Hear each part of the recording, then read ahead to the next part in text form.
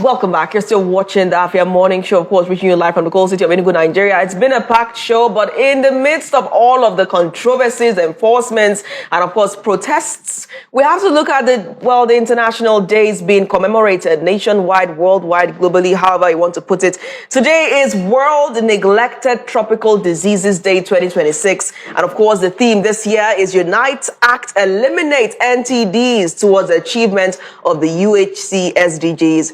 So we have guests that are going to be discussing this and, of course, telling us how we can be more aware of this and what we can do in the events that we know someone suffering from this. We have Dr. Martin Njoko, Senior Program Manager at Red Aid Nigeria, and, of course, Mr. Michael Odama, Program Officer at Red Aid Nigeria. Thank you, gentlemen, for joining us. Good morning, guys, and welcome. Good morning. Good morning. I'm so Odama. Good to have you again. Now this is our third anniversary.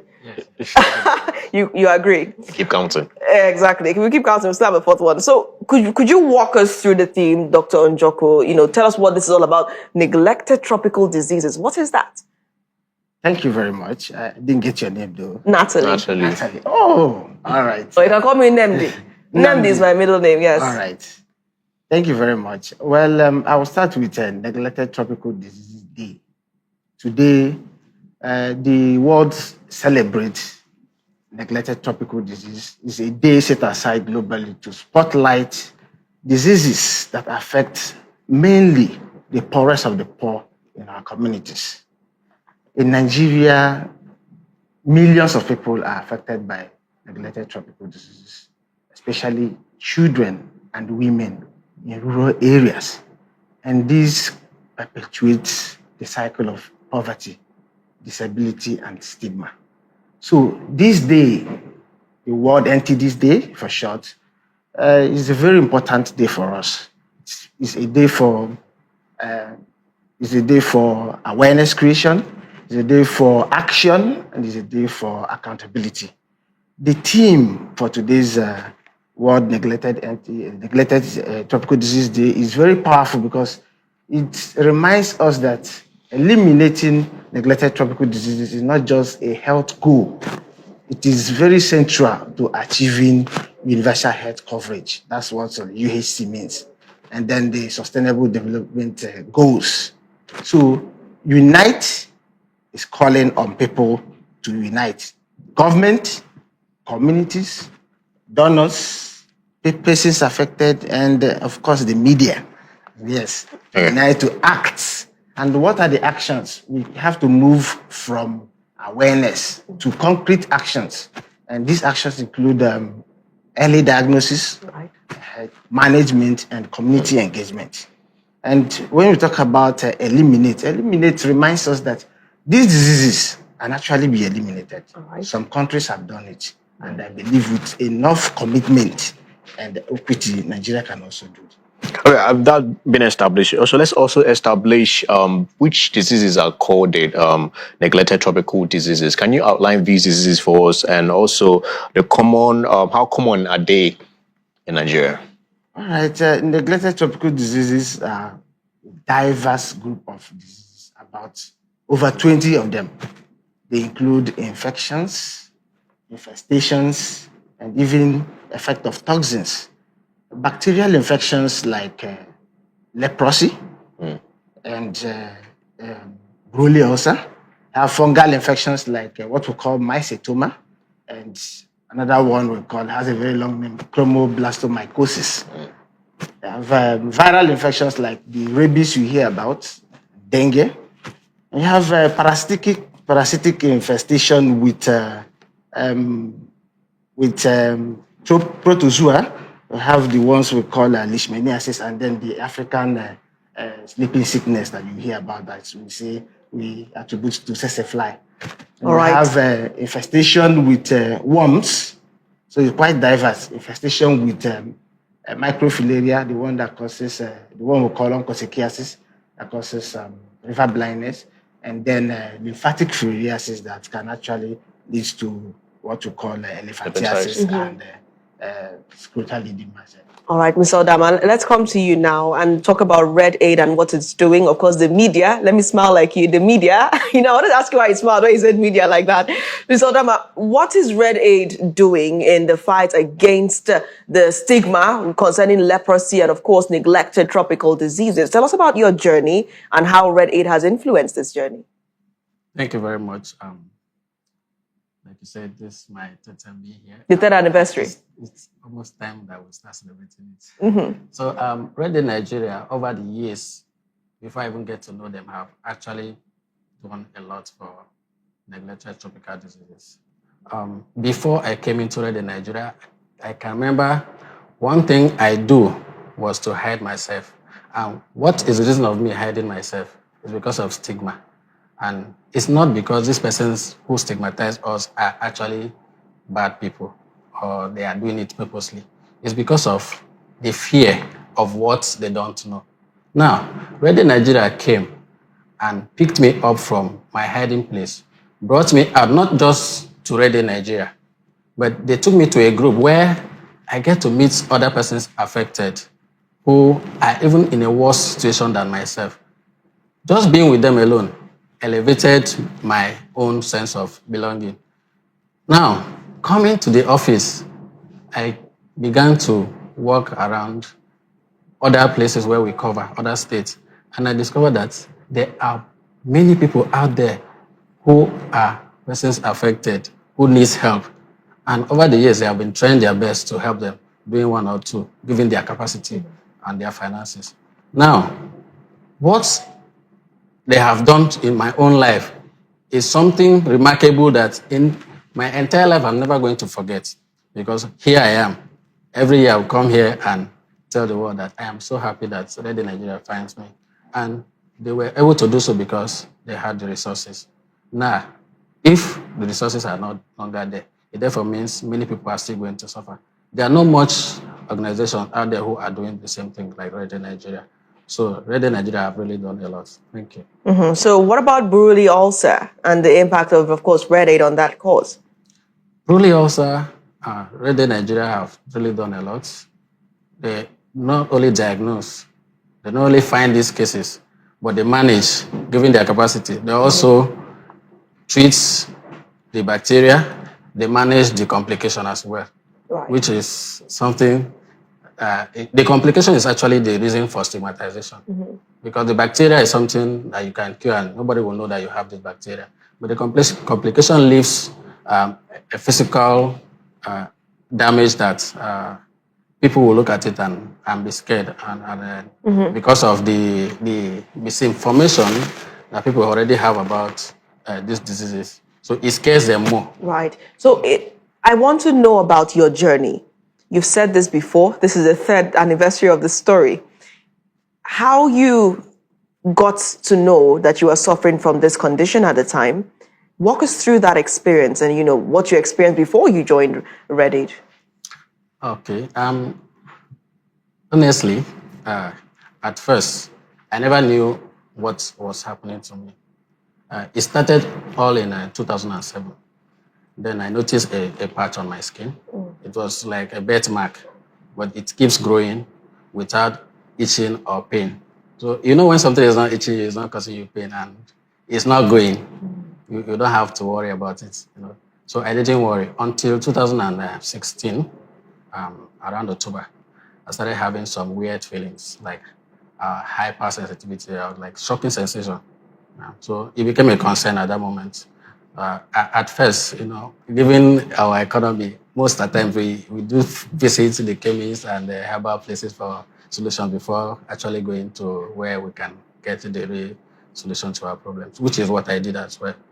So in 2017, that's 1st January rather, after the new year, on the 4th, I went to the leprosy hospital. Fortunately enough for me, the doctor that diagnosed me is sitting right beside me. Oh, Dr. Njoku. Yeah, Good looking out. He just told me by just looking at it and said, this is leprosy. It still did not ring any bell to me. So what struck me was that I was going to take this medication for 12 months. 12 months seems like 12 years to me. But I did. I took the medication. So After 1 year, I was confirmed to be free of leprosy. How did you contract it? How does it connect to our discussion today? Yeah, leprosy bacteria is something that you can get it anywhere, mostly in rural areas. I can't say how because it's airborne. If you are with somebody who have leprosy and have not started treatment, there's a possibility that you can get it by just breathing in if the person Droplets. coughs or sneeze out droplets. All right, Dr. Njoko, Buruli ulcer. I want you to walk us through that and, how you were able to speedily diagnose Mr. Odama at the time that he approached you. Okay, I will really start from diagnosing him. It's not, I worked as a clinician in a hospital that is a referral hospital for TB, leprosy, and Buruli ulcer. So for many years, I was the one treating and even doing surgeries for BU patients. It's one thing is not difficult to diagnose leprosy. Before you have the deformities, it's usually present like a light skin patch that is not painful, and when you test, you realize that that area is lacking sensation. If you use cotton wool and touch the place, the person might not know that you've touched the person. That's all it takes. And then if you palpate what we call the nerves, you see that there are nerve enlargement, which will explain what he said about the shocking sensation. So it wasn't difficult to really see the patch, test for sensation, and see that this is. And then when he came, to be honest, he didn't have all these deformities. That's one thing with leprosy. Managing it can be tricky, especially when the person has what we call leprosy reactions, which can complicate things. So that's for diagnosing him. It wasn't difficult. But for Buruli ulcer is not a very common, it's not widely known like leprosy. It has many names. Some people call it Achire. I'm sure you must have heard of Achire. You go to Anambra State, you hear of Achire. You hear of a Nure. There are so many names. But all it means is that this wound that doesn't go. That's just what it means. This chronic wound that appears spontaneously and doesn't go. So Buruli ulcer is a devastating skin and soft tissue infection caused by a bacterium called Mycobacterium ulcerans. It is related to the ones that cause tuberculosis and leprosy. They are also called Mycobacterium tuberculosis and Mycobacterium leprae. Now, the funny thing about Buruli ulcer is that the exact mode of transmission, we know that TB and leprosy are gotten when people who have it, untreated people sneeze, cough, they release the bacilli.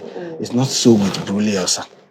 All we know for sure for now is that it is seen mostly around water bodies. So people who farm and people who live near water bodies, rivers, lakes, ponds are actually at risk of having Buruli ulcer. Yes. How is it treated? Oh, you want me to jump to that? Yes. Yeah, jump. Well, we have to diagnose it first. Diagnosis is usually in the hospital. But for us to treat it, we have to confirm that the person has Buruli ulcer. First of all, it can present in many forms. It can present like a nodule, a boil. It can present like a plaque, which is a flat surface, but you notice that something is wrong. That place may feel harder than the rest of the body, and there may be no pain. Can also present as edema. Edema is when a part of the body is swollen. All these three forms, they are usually not painful. Does it peel? And it's not really associated with peeling. Oh, yeah. I wouldn't say that peeling is one of the characteristics. It can also present as ulcers. In fact, many of them present as ulcers, which is just what we know as wound. Right. And this wound can be of any size. So what are your biggest challenges in doing your work?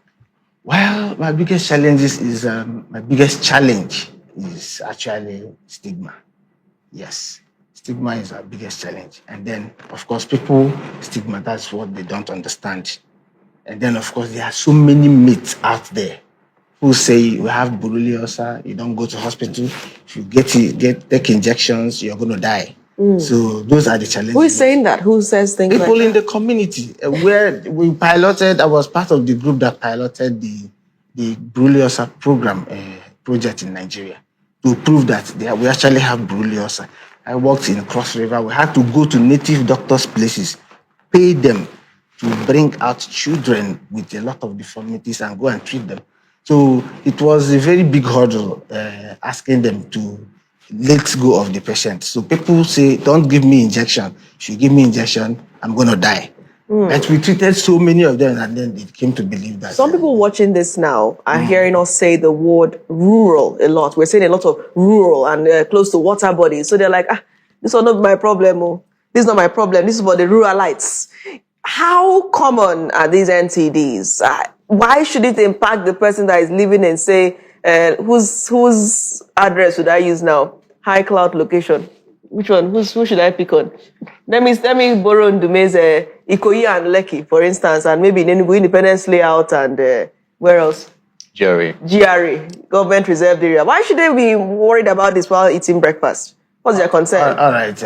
Neglected tropical disease, like I said, it's more than 21. It's not just, but if we are talking about borreliosa, you don't stay in that environment every day. You get to travel. You have people who live there, unless you're not concerned about people who live. So it's a global community. So you should be concerned. Everybody should be concerned. Concerned for myself or concerned for others? Concerned for others and concerned for yourself as well. You're not, but who worries about if you don't have a lifestyle that can actually expose you to HIV? You still are bothered. Let's talk about how this can trickle down to the GRA residents, right? In terms of transmission, can neglected tropical diseases be transmitted through food? Perhaps you buy street food from someone who stays in a waterine area or riverine area. Can it be transmitted from there? How can it go up the value chain and affect the person who is an urbanite? There are many tropical diseases, neglected tropical diseases that can actually do that. If you like, hookworms are neglected tropical diseases. A dog biting somebody, a dog can move from rural area to the urban to bite somebody and give the person rabies. Many types of worms, many types of neglected tropical disease. I was just talking about BU, borreliosa, is the one that is found in riverine areas. So there are many of them that are outside the riverine area. So anybody who is living in Nigeria, in fact, the statistics is that 100 million Nigerians are at risk of one form of neglected tropical disease or the other. Okay, what concrete commitment is Red Aid, also the government is doing this year to meet the Unite, Act, Eliminate call? Sorry, say that again. What concrete commitment is Red Aid, the government, other institutions, fighting these NTDs, regarding to the theme of this year, Unite, Act, Eliminate, that call? All right. If you go to many radio stations and TV stations today, similar things are happening. And I'm sure government is trying to generate funds to actually push into the NTDs program. As for Red Aid Nigeria, we have been doing a lot of things and will continue to do a lot of things. We support the national program in fighting against neglected tropical diseases in 13 states. 5 of them are in Southeast, 6 are in South-South. Then we have 2 in the North. And we support what we call active case finding. We have more than 45 local government active case finding teams that go out to the community, create awareness about this, see people who have suspicious lesions, examine them, collect samples, remove the samples for diagnosis all across Nigeria. So for borreliosa, for instance, the mainstay of diagnosis is what we call polymerase chain reaction. You speak a lot about borreliosa. Is that the most common NTD? It is not the most common NTD. What's the most common? I wouldn't say in our environment. Where in fact, let me say, the reason I talk about borreliosa a lot is that it's our mandate, Red Aid Nigeria. Or is it because, as you stated, so people ignore that, calling it a shere, as you stated, right? No, well, You have need to many, sensitize people on it. ILF partners. Each of them have a group of entities that they actually Oh, take care of. okay. For Ready Nigeria is leprosy. And And Buruli. Buruli ulcer. So why? What informed the selection of leprosy and Buruli ulcer? What made that the mandate? Okay, let me say that we used to answer German Leprosy and TB Review Association. From the name leprosy, at least that's number one. Number two is that the diseases have the causative organisms come from one family. Right. Yes, the Mycobacterium family. And the treatment is similar. In fact, the same medicine that we used to treat, some of the medicines we used to treat leprosy, the same medicine we used to treat Buruli ulcer. Okay. Yes. And it appears that it has something to do with the skin patch. So let's continue, Mr. Odama. You are a lived survivor, lived success, living experience of everything that we are discussing today, because you experienced the shock, the stigma, the disappointment from the communities, perhaps at a time before you found Red Aid, how they were treating you, and the fact that you were not privy to information that you needed to really know what was going on at the time before you got hypersensitive. What were your expectations at the time from the communities and the individuals around you? What could they have done differently to help you diagnose it sooner, or perhaps make you live a better, wholesome life? Oh, okay. Thank you very much. My expectation was that to come across someone who actually knows what's wrong with me and tell me this is where you are going to get solutions to this. But my expectation was not met because, just like we were saying, the awareness is not like it's supposed to be now. Many people still don't know about it. I came across many doctors, many people who saw the patch, and oftentimes they were like, "What's this?" And I don't know. And sometimes people don't even talk about it. So imagine that somebody like Dr. Njoku, who was experienced by just looking at the patch, he confirmed that this is leprosy. Many of them are out there who can see it and say, "Oh, this is leprosy. Go here, you are going to get treatment." People will be diagnosed early enough and treated, and the complications and deformity, disability they have wouldn't be there. So my expectation was that people should have known that this is what is wrong with me. You know, I lived close to a leprosy referral hospital, yet people still don't really know about leprosy. They just know that leprosy is a disease. Sometimes. And walking in there alone comes with its own concerns, especially in a community that stigmatizes or say, "Oh, he's going in there, that means he's going to treat this condition." I mean, walk us through that. You know, that referral hospital wasn't treating only leprosy. They treat TB, leprosy, Buruli ulcer, and also they are now in general health actually.